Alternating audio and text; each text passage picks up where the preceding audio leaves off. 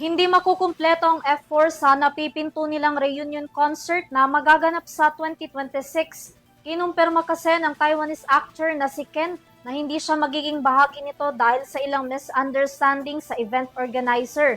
Gayunpaman, suportado pa rin niya ang tatlong miyembro ng F4. Tunghayan ang kabuuan ng balita mula kay Sam Marcos.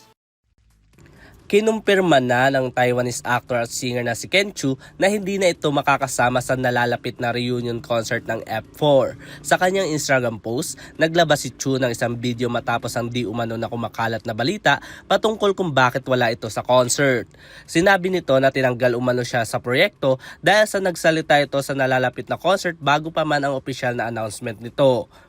Ipinaliwanag din niya na walang formal na kasunduan upang pagbawalan siya. Hello， 大家好，我是朱孝天。最近网络上的这个传言确实有点混乱了，所以我决定在这边还是做出一些回应。首先是这样子的，我跟相信音乐那边呢是没有任何的合约存在的，我们一直以来都是以一个谈论意向的方式，包括我前一阵子跟大家在网上分享的，也都是我们在谈的这些意向。从几个月前吧，从我正式拒绝了他们3个要求之后呢，相信音乐那边就单方面的切断了跟我所有的联系，然后接着就出现了这个因为我泄密要延期，然后再来是出现了因为我泄密最重要忍痛割舍我这些所谓的新闻点啊。其实我跟大家是一样的，我也是透过这些事情才知道我自己是被退出到这件事情之外的。所以说这一次的这个活动呢，我肯定是不会去参与了啊，有一些遗憾了，但是这边一定要跟大家讲清楚啊，希望大家能够明白这件事。Matatanda namang inanunsyo ng Bin Music o Believe in Music International Limited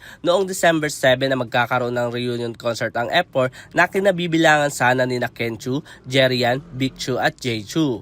Samantala, magaganap naman ang reunion concert ng F4 Forever City of the Star Tour sa darating na December 19 to 22 sa Shanghai Mercedes-Benz Arena. Para sa URTV Showbiz Balita, ako si Sam Marto, sumasaludo sa bawat Pilipino.